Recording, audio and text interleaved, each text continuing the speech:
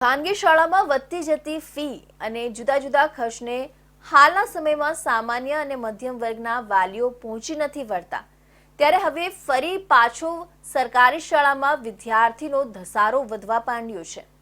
આવું જ કંઈક સુરતની એક શાળામાં જોવા મળી રહ્યું છે।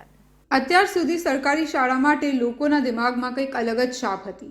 લોકો પ્રાઇવેટ સ્કૂલો તરફ વળ્યા હતા, પરંતુ છેલ્લા ઘણા વર્ષોથી સુરતના મોટા વરાછા વિસ્તારમાં આવેલી સરકારી શાળામાં ઉલટી ગંગા વહેતી જોવા મળી રહી છે।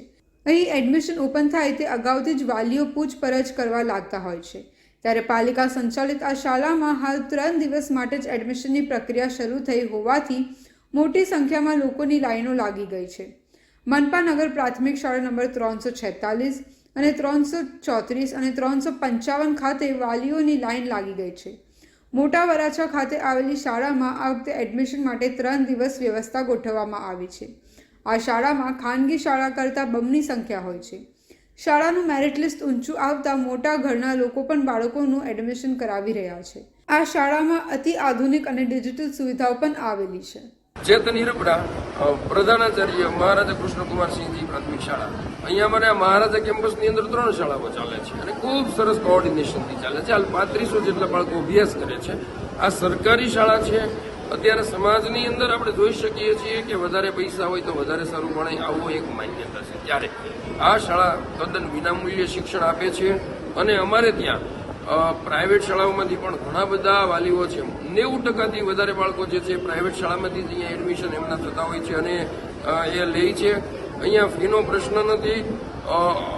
અમારી દ્રષ્ટિએ સામાજિક રીતે સમરસતા સ્થપાય। કોઈ પણ બાળક જે ફીને કારણે સારું ભણતર ન ભણી શકે એવું ન બને એના માટેનો અમારો પૂરતો પ્રયાસ રહે છે અને દર વર્ષે 2000થી વધારે બાળકો છે એ વેઇટિંગમાં રહેતા હોય છે। આ સરકારી શાળાનું શિક્ષણનું સ્તર ખાનગી શાળા કરતાં પણ સારું હોવાથી વાલીઓ અહીં પોતાના સંતાનને ભણાવવા ઈચ્છે છે। આ સ્કૂલમાં અભ્યાસ કરતા બાળકો આગલા ધોરણમાં જાય તેની સાથે મોટા ભાગના નવા વિદ્યાર્થીઓ ખાનગી સ્કૂલમાંથી આવે છે।